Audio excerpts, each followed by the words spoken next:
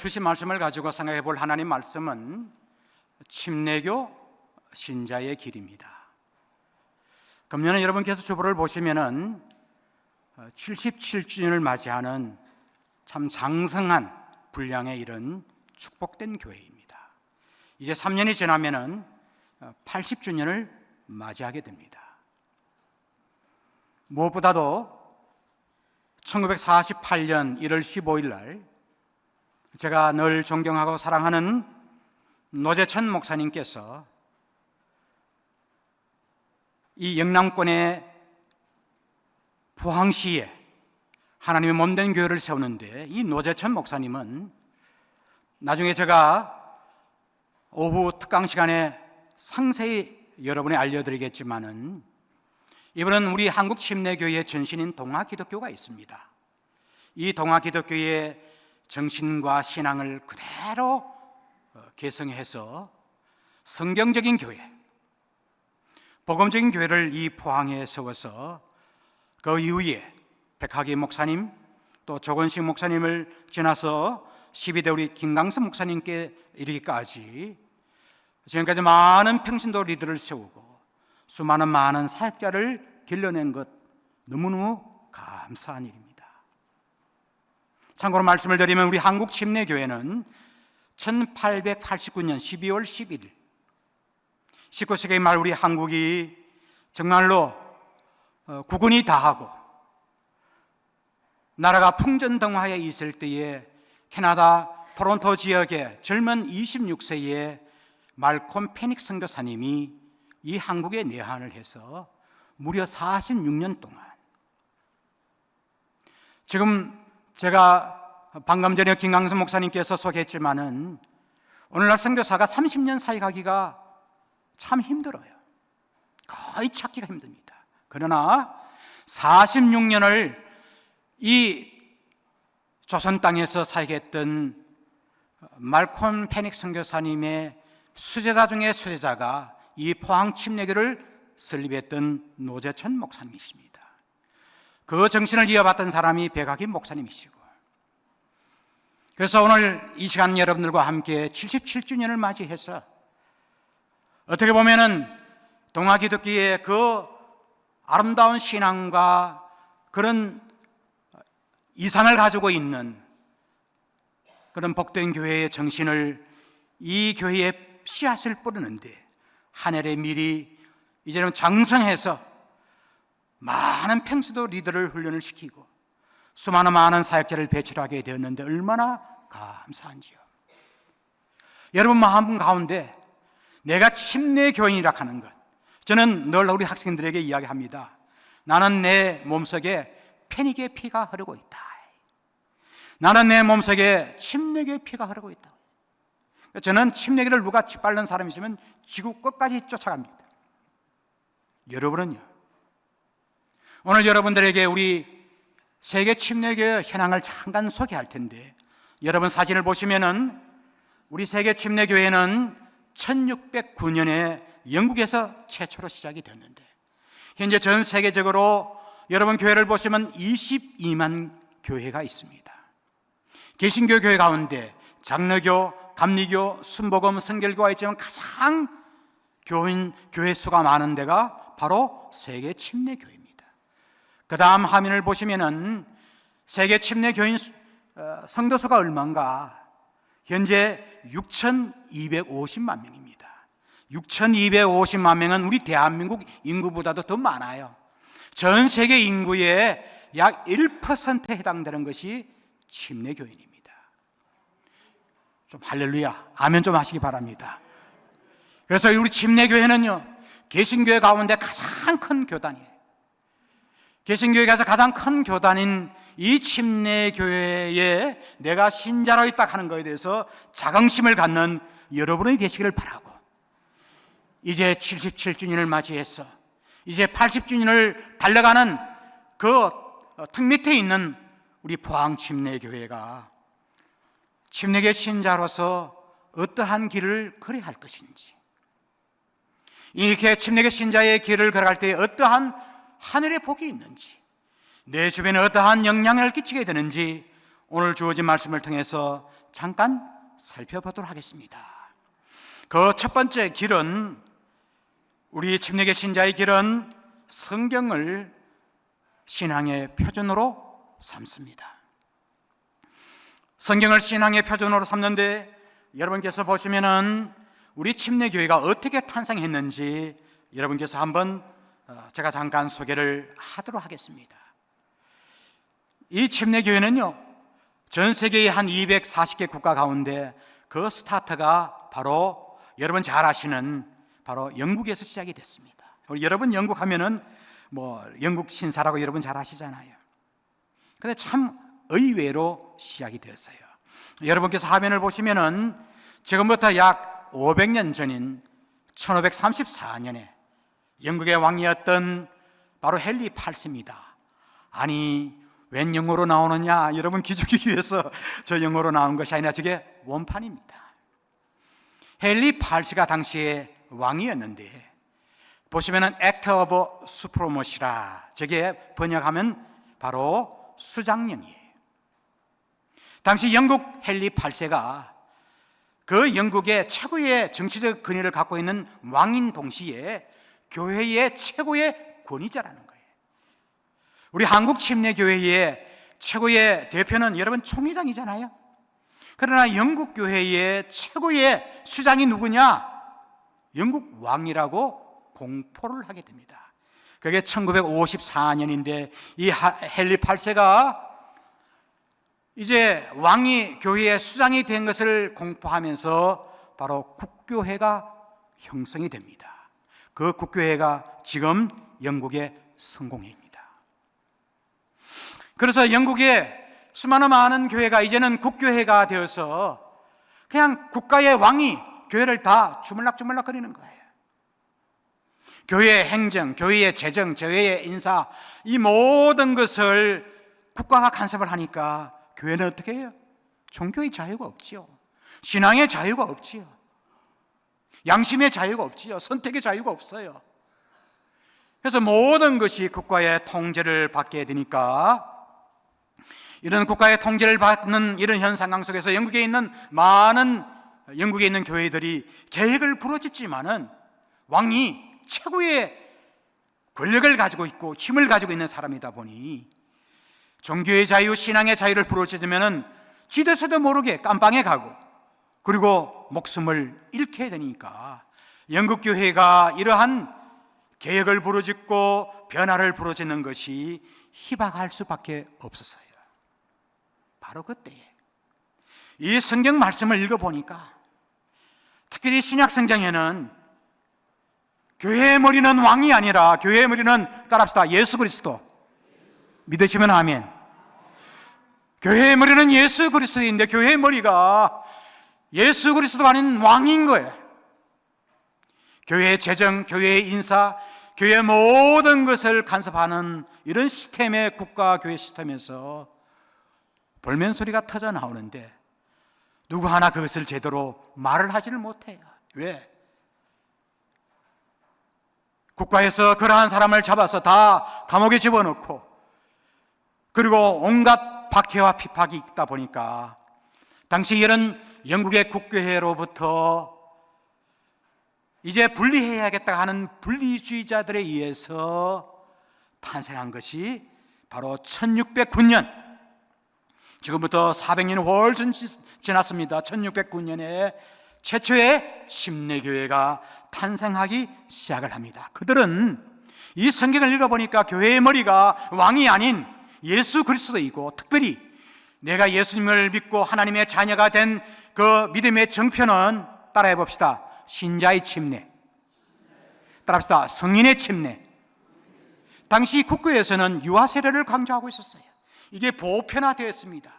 유럽에 있는 모든 교회가 내 믿음과 상관없이 부모에 의해서 유아 세례를 받는 그러한 시스템과 그러한 조직 가운데 내가 성인이 되어서 모든 사람들 앞에 내가 공식적으로 하나님의 자녀가 되었음을 고백하는 신자의 침례, 성인의 침례를, 이게 성경에서 말하는 것인데 왕이 교회의 수장이 되고 유아 세례를 강조하는 이 모든 이런 악법인 문제에 대해서 계획을 부르짖는 분리주의자들에 의해서 침례교회가 탄생되기 시작을 합니다. 우리는 그 사실을 오늘 주어진 성경 본문의 말씀 디모데후서 3장 16절에서 17절을 통해서 확인할 수가 있습니다. 다 같이 한번 읽어 보도록 하겠습니다. 시작.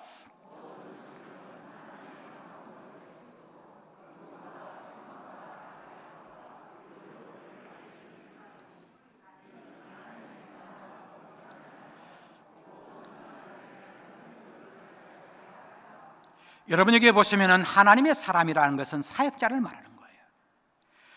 사역자를 온전하게 하며라는 말을 헬라어 원어에는 마르티오스, 그래서 이 말의 뜻은 무엇인가 하면 온전한, 완벽한, 숙련된 뜻을 가지고 있습니다. 디모데후서 3장 16절과 17절 말씀을 한 문장으로 요약을 한다면 성경 훈련은 성경을 잘 배우면 완벽한 사역자로 만든다는 거예요. 그래서 완벽한 사역자가 되기 위해서는 누구보다도 성경을 잘 알고 있어야 된다는 것을 당시에 영국에 있는 분리주의자들이 그것을 깨닫게 되었어요. 그래서 이들은 무엇보다도 이런 침례교회를 만들고 난 다음에, 여러분 성경은 구약과 신약이 형성되어 있잖아요. 그러나 침례교회는 신약 성경을 사랑하는 사람들이에요. 구약보다는 신약 성경을 무척 사랑하는 사람이어서 신약 성서적인 교회를 세우는 것이 목표였어요. 그래서 마태복음부터 요한계시록에 나와 있는 신약 성서적인 교회를 세우는 것이 목적이었고, 그러면 신약 성서적인 것은 뭐냐? 신약교회, 따라서 다 원형교회, 따라서 원형교회, 짝퉁교회, 가짜교회가 아니에요. 그러니까 예수님의 제자들이 세웠던 교회를 신약교회, 신약 성서적인 교회, 원형교회라고 그래요. 예수님의 제자들이 세웠던 예루살렘 교회, 안디옥 교회, 빌립보 교회, 에베소 교회, 데살로니가 교회, 로마 교회와 같은 신약 성서적인 교회를 세우는 것을 목표로 삼고 이것을 신앙 고백서에 담아내기 시작을 했습니다. 그래서 우리 침례교인들은 이런 신학 성서적인 교회를 신앙 고백서에 담기 시작을 했는데, 그래서 우리 침례교회는요 이런 신앙 고백서에 대해서 수용적이에요. 반면에 여러분 신조, 영어로는 creed라 하는데, 신조는 여러분 사도신경 있잖아요. 여러분 다른 타 교단에 가시면 장로교회나 감리교회에서는 사도신경을 예배 시간에 암송합니다. 이러한 신조에 대해서는 좀 더 부정적이에요. 그리고 상당히 인색합니다. 그 이유는요, 신앙 고백서는 자율적이에요. 침례교회는 선택의 자유, 종교의 자유, 신앙의 자유를 추구하는 교단이에요. 반면에 신조는 강압적이에요. 억압적이에요. 더 나아가서요, 신앙 고백서는 이 성경에 대해서 종속적이에요. 항상 성경이 표준이 되는 거예요. 성경이 신앙생활의 잣대가 되는 거예요. 그래서 신앙 고백서는 바로 성경에 종속적이에요. 반면에 신조는요, 성경과 동일한 권위를 가지고 있습니다. 이 성경과는 어떤 것도 동일한 권위를 가질 수가 없지요. 그래서 침례교회는 바로 성경을 사모하는 사람들이에요. 그래서 많은 사람들은 그럼 침례교회는 뭐냐? 침례교회는요 성경을 사랑하는 사람들입니다. 믿으시면 아멘. 그래서 여러분 성경을 많이 아셔야 되는 거예요. 특별히 신약 성경을 많이 아셔야 되는 거예요. 그래서 제가 여러분 말씀을 드리는 것처럼 영국에서 헨리 8세가 교회 수장이 되고 교회 모든 재정권, 인사권, 행정권을 다 틀어지고 있을 때에 이런 종교의 자유, 신앙의 자유를 부르짖던 사람이 너무 영국에서는 신앙의 박해가 심하니까 네덜란드 혹은 화란이라고 합니다. 네덜란드, 여러분 암스테르담 아시죠? 꽃의 나라라. TV에서 많이 나와요. 그 화란으로 그들이 이주해서 최초의 교회를 세우고 2년이 지난 이후에 1611년에 최초의 침례교 신앙 고백서가 발표됩니다. 여러분께서 저 화면입니다. 오늘은 왜 이렇게 영어가 나오느냐? 다 원판입니다. 원판이어서 여러분께서 이해를 해 주시길 바라는데, 1611년에 저 내용을 번역을 하면요, 홀랜드라고 제일 끝에 나와요. 그게 바로 네덜란드예요. 네덜란드의 암스테르담에 남아있는 영국 사람들의 신앙 선언서예요. 그래서 영국 사람들이 너무 신앙의 박해가 심하고 헨리 8세가 너무 쥐어짜니까 신앙의 자유를 찾기 위해서 화란으로 건너가서 그 암스테르담에서 최초의 침례교를 세우고, 그리고 신약 성경에 준한 신학 성서적 교회를 세우기 위한 신앙 고백서를 거기에 담아내요. 참 중요합니다. 그래서 이러한 영국 침례교회에 이는 신앙 고백서 나중에는 미국까지 영향을 끼쳤어요. 지금부터 100년 전에 미국 침례교회가 1925년, 지금부터 100년 전입니다. 100년 전에 미국 남침례교, 여러분 잘 아시죠? 오늘 제가 예배를 드렸는데 포항 침례교를 보니까 아마 백학기 목사님께서 옛날에 유명한 또 부흥 강사이시니까, 저는 미국에서 10년을 살았거든요. 달라스에서. 거기서 공부도 하고 목회도 하고, 오늘 이 성가대석을 보니까 미국 생활이 그냥 아롱 거의 미국에 있는 예배당하고 흡사해요. 똑같이 만드셨더라고.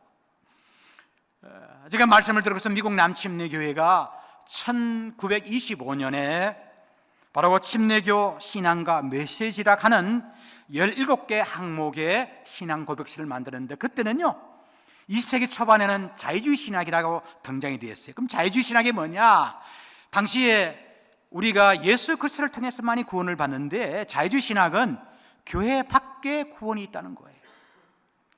그럴 수는 없잖아요. 요한복음 3장 16절에 보면은 예수 그리스도를 통해서만이 우리가 구원을 받는데, 교회 밖에 다른 타정들을 통해서 구원을 받을 수 있다 하는 그런 자유주의 신학이 물밀듯 이제 일어나게 되자 근본주의 신학에 입각해서 신앙 고백서를 미국 남침례교회가 100년 전에 만들게 돼요. 이러한 자세한 내용은 오후에 오시면은 여러분 상세히 들을 수 있습니다. 오후에 그대로 보도록 하겠습니다. 그리고 감사한 것은 금년에 2025년 115차 총회 때에 감사한 것은 내가 사랑하고 또 함께하는 우리 김원정 목사님이라고 했어요.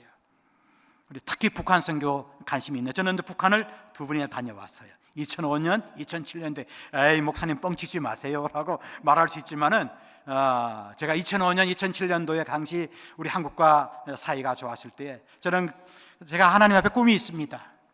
제가 은퇴한 이후에 가장 하고 싶은 것은요, 바로 북한 땅에 가서 복음 전하는 겁니다. 믿으시면 아멘. 제가 우리 침신대에서 23년 동안 교사역을 하는데, 이 한국침례신학대학교가 저 평양 땅에 세워지기를 간절히 소망합니다. 할렐루야. 그 꿈을 가지고 있는데, 하여튼 이 북한 선교에 관심을 갖고 있는 김원정 목사님이 통선협이라 통일선교 북한 선교협의 회장을 맡고 있는데, 이분이 금년 115차 총회 때에 우리 침례교 신앙 고백서를 안건을 상정해서 이제 많은 목회자들과 신학자들과 지방회가 함께 동참하게 되는데, 저도 거기에 추천서를 썼고요, 우리 김강섭 목사님도 함께 동참하고 있어 얼마나 감사한지. 특별히 요즘 동성애라든가 차별금지법이 이제 막 생기고 있는 이 시점에 이런 신앙 고백서는 우리 교단을 보호하고 우리 포항 침례교를 또 보호하는 좋은 방패막이가 될 수가 있거든요.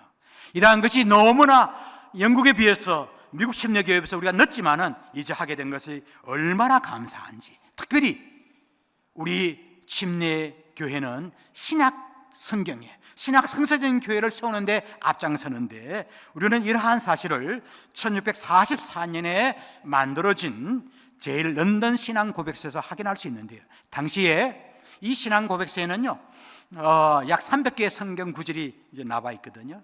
이번 우리 한국 침례교에서 만드는 신앙 고백서는 저도 그걸 다 읽고 추천서를 이제 해서 총회 홈페이지에 올렸습니다. 여러분께서 나중에 우리 목사님께서도 거기에 링크를 걸어주시면 여러분 다 확인할 수가 있는데, 수많은 많은 성경 구절이 있는데 제1 런던 신앙 고백서에는요 신약 성경은 무려 260개 구절이 나와 있는데 구약은 40개 구절밖에 없어요. 그만큼 우리 침례교회는 신약 성경을 사랑하는 사람들이에요. 우리는 이 사실을 로마서 3장 21절과 22절에서 확인할 수 있습니다. 우리 다 같이 로마서 3장 21절과 22절을 크게 읽어보도록 하겠습니다. 시작. 이제는 율법 외에 하나님의 한 의가 나타났으니 율법과 선지자들의 증거를 받은 것이라. 곧 예수 그리스도를 믿음으로 말미암아 모든 믿는 자에게 미치는 하나님의 의인이 차별이 없느니라. 오늘 여기 보시면 로마서 3장 21절과 22절은요, 복음의 진수예요. 신약 성경의 진수예요. 교회 밖에 구원은 있을 수가 없고요, 타정교회에서 참 진리를 발견할 수가 없고요,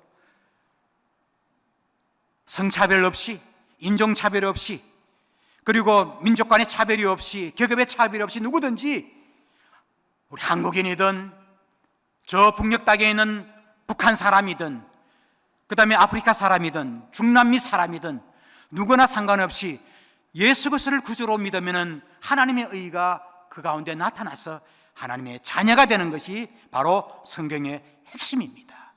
바로 이러한 신약 성경, 신약 성서적인 교회를 세우는 것이 바로 침례교 신자의 길입니다. 그래서 우리 포항 침례교회는 무엇보다도 성경을 사모하는 사람이 되었어요.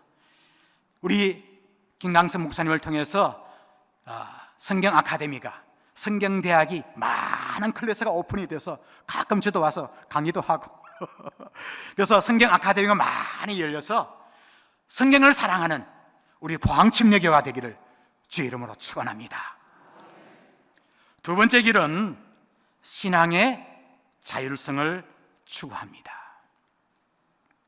두 번째 침례교 신자의 길은 바로 신앙의 자율성을 추구하는 것인데요, 이 말은 무엇인가 하면 신앙의 자율성이라 하는 것은 신앙의 자유, 양심의 자유, 종교의 자유, 선택의 자유를 말하고 있습니다.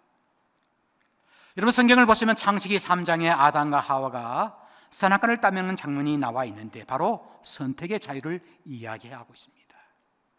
오늘 특별히 여러분들에게 중요한 성경 구절 하나를 소개하겠습니다. 마태복음 13장 27절인데요, 우리 다 같이 한 목소리로 크게 읽어보도록 하겠습니다. 시작.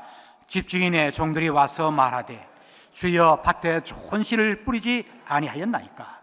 그런데 가라지가 어디서 생겼나이까? 여기 보시면은 특별히 우리 침례교회가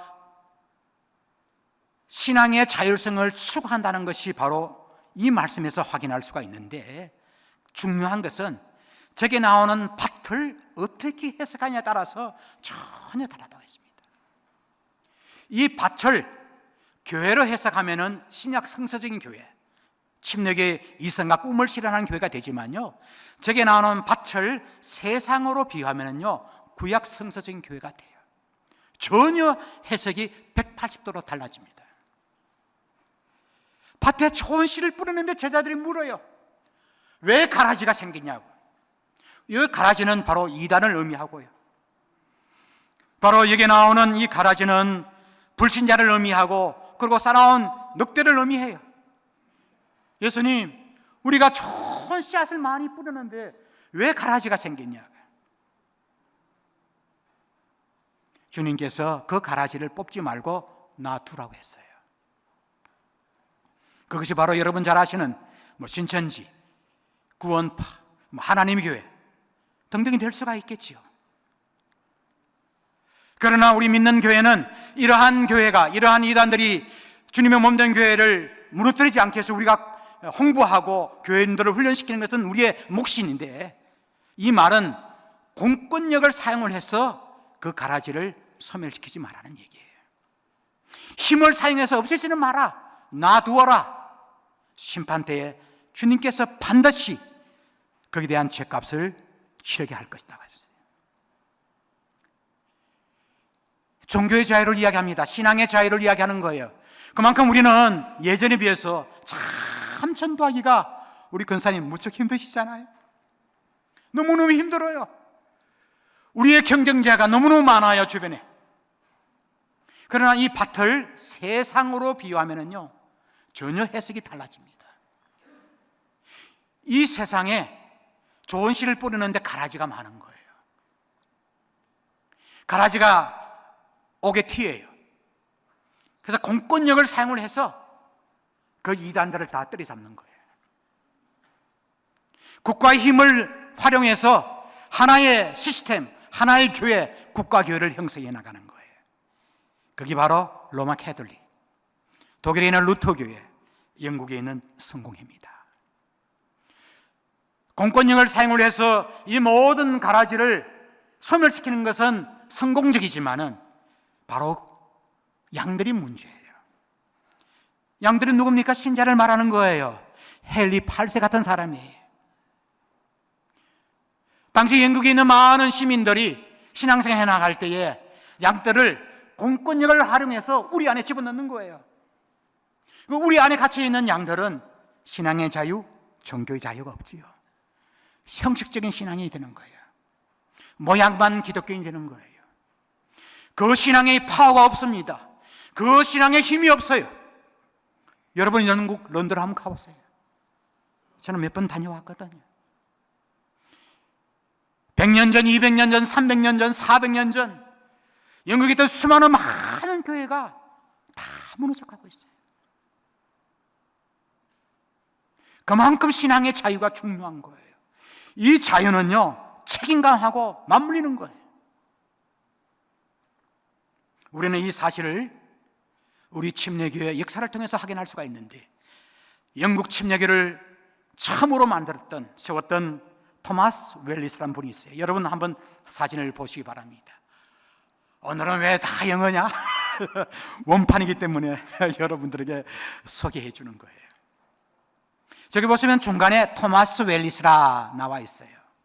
이 토마스 웰리스는요, 영국 헨리 8세의 그런 종교적인 탄압이 너무 심해서 이제 네덜란드로 피난해서 교회를 세우고 난 이후에 다시 자기 본국으로 돌아가서 책을 하나 집필합니다.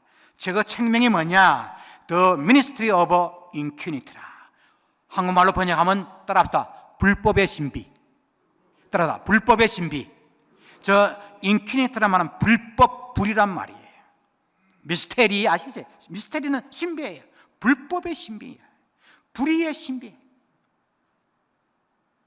그 불법이 자행을 하고 있는데 거기에 아주 미스테리가 있는 거예요. 영국의 왕이 교회의 수장이 되어서 교회의 행정, 재정 모든 것을 쥐락펴락하는 아주 옥죄 있는 그런 시스템 속에서 토마스 웰리스는요, 목숨을 걸고 할 말은 하는 거예요. 저기에 한 구절을 여러분 소개를 해드리겠습니다. 한번 들어보시기 바랍니다. 왕이시여, 당신의 비천한 자들의 조언을 멸시하지 마시고 그들의 불평이 왕의 존정까지 이르게 하소서. 오 왕이시여, 당신이 복종해야 할 분이신 하나님을 대적하는 죄를 범치 마시고 당신에게 모든 생명과 제물로서 복종해야 하고 그렇게 하기를 원하는 당신의 가여운 백성들을 적대하지 마시고 그들의 생명을 이 땅에서 거두지 마소서. 왕께 하나님의 가호가 있길 기원합니다. 목숨을 걸고 불법의 신비라는 책에 과감하게 저술해요. 결과는 어떻게 된 줄 아세요? 감옥에 갇히고요, 엄청난 핍박과 박해와 눈물과 고통 가운데 이 포항 침례교를 처음 세웠던 노자천 목사님이 1944년 해방을 1년 앞두고 32인의 침례교인들이 당시 함흥 교도소에 그때 갇히게 되는데 무려 1년 반 갇히게 돼요. 나중에 병보소로 풀려나는데요, 사람을 알아볼 수 없을 정도로 피폐하게, 그 얼굴은 아주 흉측할 정도로 아주 몰골이 사나웠는데요, 그 병보소로 풀려나와서 세웠던 교회가 이 포항 침례교회입니다. 그것을 잊지 마셔야 돼요. 이게 난 토마스 웰리스도 마찬가지예요. 어느 누구도 불법을 자행하는 그 국가에 대해서 종교의 자유, 신앙의 자유, 선택의 자유를 깡그리 몰살시키는 그 현장 속에서 죽으면 죽으려는 마음을 가지고 집회를 하게 되었고 결국은 그 감옥 속에서 차디찬 그 감옥에서 마지막 생을 주님께 바쳤어요. 그런 게 얻은 게 여러분 신앙의 자유입니다. 이 신앙의 자유는 오늘날 우리 침례교인에게 무엇으로 남아있을까요? 그래서 우리는 자긍심이 있어야 돼요. 우리 침례교인은 성경을 사랑하는 사람이고 이 성경을 무차별하게 학살하고 짓밟는 왕이라 할지라도 할 말은 한다는 거예요. 그래서 세웠던 교회가 침례교회예요. 오늘날 이런 침례교회 신앙을 가지고 있는 것이 바로 따라해 봅시다. 신자의 침례, 따라보다 성인의 침례, 유아세례가 아니고요. 부모의 신앙과 부모의 그런 어떤 정신을 가지고 내가 세례받는 것이 아니라 내가 성인이 되었을 때에 내 스스로 예수 그리스도를 나의 구주로 영접하고 하나님의 자녀가 된 것을 온 사람들 앞에 공식적으로 선포하는 행위가 바로 침례예요. 그게 물침례예요. 그래서 침례라는 말은요, 이 침례 때문에 수많은 많은 사람들이 목숨을 잃었고 바로 그 가운데 한 사람이 바로 토마스 웰리스예요. 우리는 이 사실을 로마서 6장 4절에서 확인할 수 있습니다. 다 같이 한번 크게 읽어보도록 하겠습니다. 시작. 그러므로 우리가 그의 죽으심과 합하여 침례를 받음으로 그와 함께 장사되었나니 이는 아버지의 영광으로 말미암아 그리스도를 죽은 자 가운데서 살리심과 우리로 또한 새 생명 가운데서 행하게 하려 함이라. 여러분, 침례라 하는 것은 예수 그리스도께서 우리를 위해서 죽으신 말미암아 내 모든 죄가 사함을 받고 예수님께 3일 만에 부활하신 말미암아 새 생명을 얻은 것처럼 우리가 새로운 생명을 얻는 그런 의미를, 그런 상징적인 의미를 갖고 있는 것이 바로 물침례예요. 저는 중학교 2학년 때에 대구에서 침례를 받았습니다. 저희 아버님을 통해서. 그러니까 여러분, 침례를 하는 게 신자의 침례가 너무너무 중요한 거예요. 이런 신자의 침례보다 이런 물침례에 앞서서 또 하나의 침례가 있는데 따라합시다. 성령 침례. 성령 침례라는 게 뭘까? 성령 침례는요, 물 침례를 받기 전에 일어나는 거예요. 이 말은 무엇인가 하면은 내가 예수 그리스도를 나의 구주로 영접함으로 말미암아 예수님을 나의 구주로 믿을 때에 성령이 나에게 침례를 베푸는 거예요. 그래서 물 침례보다 앞서는 거예요. 선행되는 건데 우리는 그 사실을 사도행전 11장 16절에서 확인할 수가 있습니다. 다 같이 읽겠습니다. 시작. 내가 주의 말씀에 요한은 물로 침례를 베풀었으나 너희는 예수 그리스도를 믿을 때에 성령으로 침례를 받으리라 하신 것이 생각나느라. 저 안에 있는 갈로는요, 제가 집어넣은 거예요. 우리가 성령 침례를 하는데 이런 성령 침례는 내가 예수 그리스도를 믿을 때에 성령께서 내 마음 가운데 자정해서 나의 모든 허물과 죄악을 예수 그리스도의 십자가 함께 다 장사되고 내가 하나님의 자녀가 되겠다고 공식적으로 선포하는 그 행위에 내가 물침례를 받겠습니다 라고 헌신하는 것이 바로 신자의 침례예요. 이 신자의 침례를 완성하기 위해 수많은 많은 사람들이 목숨을 잃고 종교의 자유를 얻기 위해서 생명을 잃었던 것이 우리 믿음의 열조들이었어요. 사랑하는 우리 성도 여러분들, 77주년을 맞이해서 우리의 포항 침례교회가 이런 신앙의 자율성, 이런 신자의 침례를 가지고 있는 이런 아주 영광스러운 우리 침례교회의 그런 전성과 침례교회의 이런 이상과 그 신앙을 유지해 나가면서 여러분 다음 세대에도 이런 신자의 침례를 받는 수많은 많은 일꾼들이 많이 생겨날 수 있도록 우리 앞서가는 우리 부모님들이 이런 신자의 자유를, 신앙의 자유를 여러분 다음 세대 자녀들에게 신앙의 유산으로 물려주는 여러분 되시기를 주의 이름으로 축복드립니다. 마지막 세 번째 길은요, 회중 중심적 교회를 세우는 것입니다. 회중 중심적 교회는 다른 말로 회중교회예요. 침례교회는 회중정치예요. 여러분께서 우리 김강섭 목사님을 통해서 많이 또 들었을 거예요. 또 예전에는 우리 백학기 목사님을 통해서 많이 들었을 거예요. 여러분, 교회는 세 가지 유형이 있습니다. 첫 번째는 감독주의가 있는데요, 감독은 뭐냐? 일방적으로 위에서 명령하는 거예요. 그게 감리교고요, 그다음 로마 캐톨릭이고 성공회예요. 감리교에서는요, 우리 김강선 목사님을 물어보니까 이제 12대 담임 목사 청빙을 받은 지 좀 1년이 채 안 된다는데, 우리 특히 침례교회는 지역교회 자치권이 있어서 지역교회가 다 해요. 그러나 감리교회는요, 위에 감독이 임명하는 거예요. 지역교회는 자치권이 없어요. 로마 캐톨릭도 그렇고요, 영국의 성공회도 그래요. 두 번째는 장로주의입니다.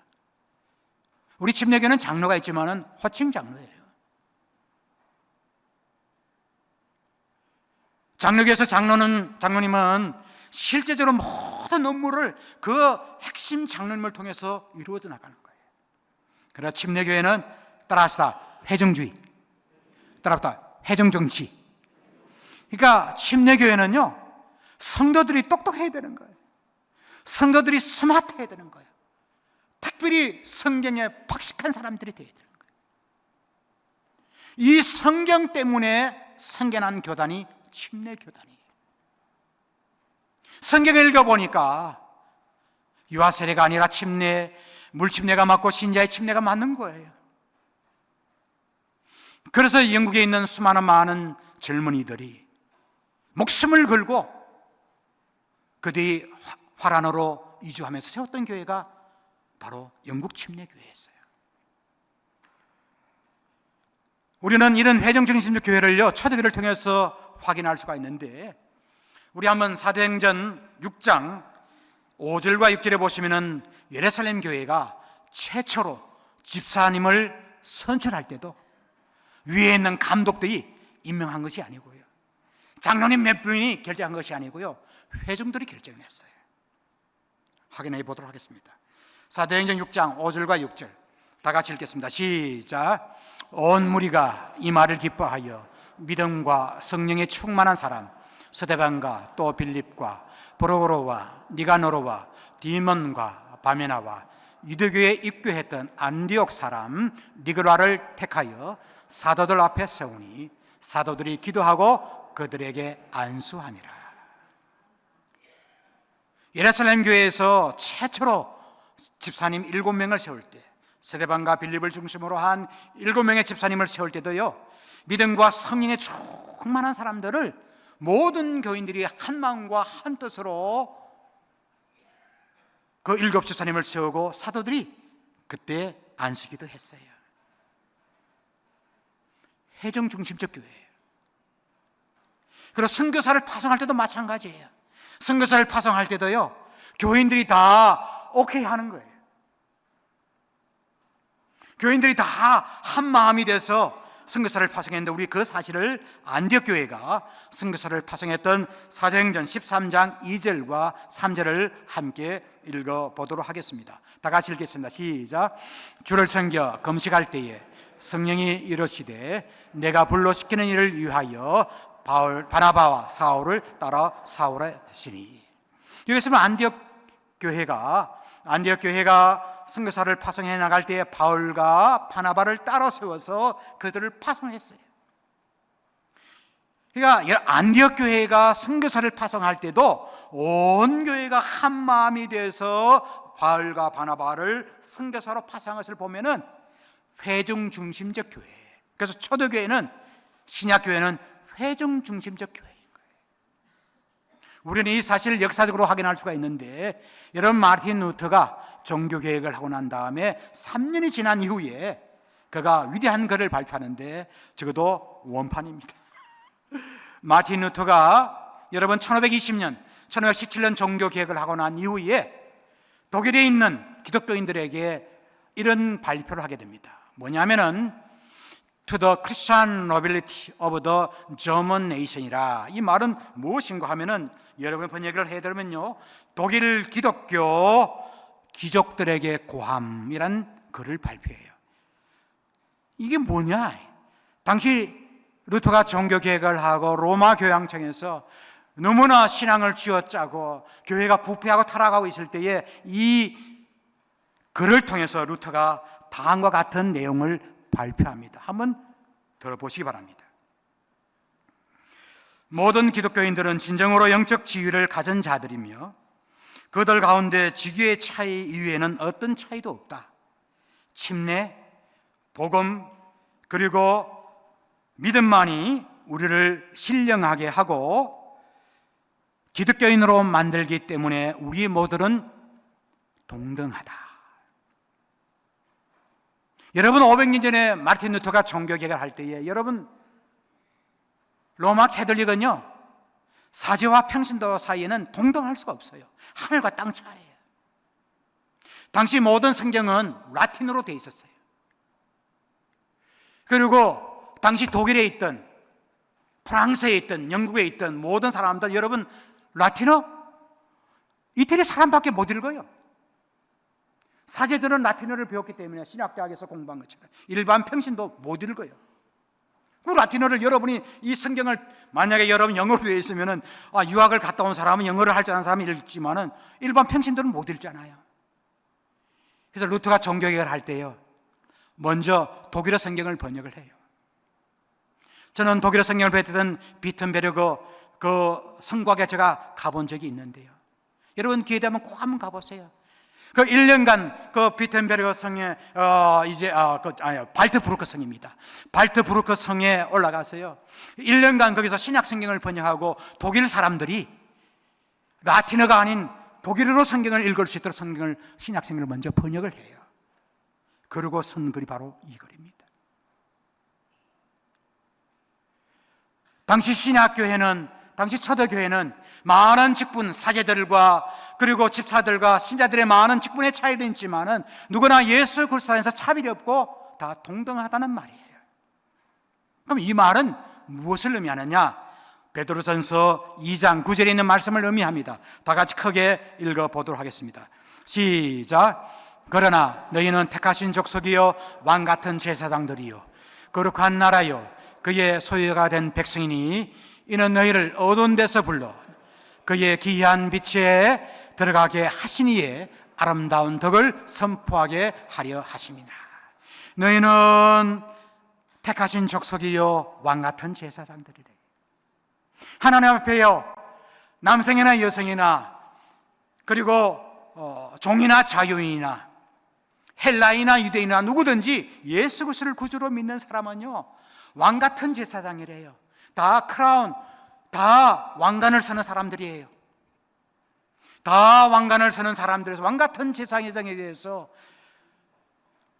바로 우리가 하나님 앞에 이런 회중 중심적 교회라고 하는 것은 바로 신자들의 교회, 그리고 전신자 사역자화하는 교회, 그리고 왕같은 제사장 같은 교회가 되는 건데, 이 말은 성도 한 명 한 명이 하나님 앞에 정말로 제사장으로서 하나님께 영광 돌리는 그러한 사람이라는 것이에요.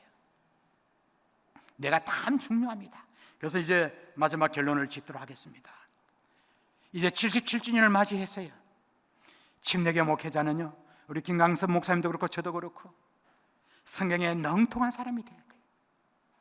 특별히 신약교회가 무엇인지, 신자들의 교회가 무엇인지, 원형교회가 무엇인지, 예루살렘 교회, 안디옥 교회, 빌립보 교회, 갈라디아 교회, 로마 교회가 어떻게 생존하게 되었고 어떻게 제자를 만들고 어떻게 교회를 개척했는지 많은 연구가 필요하고요. 그리고 침례교 신자는요, 여러분들도 성경에 박식한 사람이 되어야 되고, 그리고 민주주의 사고가 철두철미해야 되고, 무엇보다도 성경을 많이 알고 있지만 이걸 또 너무 또 자랑질하면 안 되잖아요. 그러면 주변에 있는 사람들과 관계가 깨지기 때문에 성경을 많이 알면 알수록 따라붙어 성령 충만한 사람, 믿으시면 아멘. 사람이 겸손해야 되거든요. 내가 성경을 많이 알면 알수록 머리를 조아리고 성령에 충만한 사람이 있어서 성령이 가라면 가고 사람은 서는 거예요. 그럼에도 불구하고 성령에 충만한 사람이면서 성경에 박식한 사람이 되었어. 77주를 맞이해서 우리 포항침례교회가 성경을 신앙의 표준으로 삼고 신앙의 자율성을 추구해 나가고 더 나아가서 회중 중심적 교회를 만드는데 여러분이 주인공이 되셨어요. 초대교회에 나오는 수많은 많은 평신도 리더들 가운데 아굴라 브리스길라와 스데반과 빌립과 베베와 num바와 루디아와 같은 수많은 많은 평신도 리더들이 여러분 삶의 모델이 되어서 우리 포항침례교회가 80주년, 100주년이 되고 200주년이 되는 때에 이런 초대교회 같은 평신도 리더, 침례교회 신앙과 침례교회 이상을 실천하는 우리 포항침례교회 신자들이 우주선처럼 많이 배출되는 우리 포항침례교회 되기를 주님의 이름으로 축원합니다.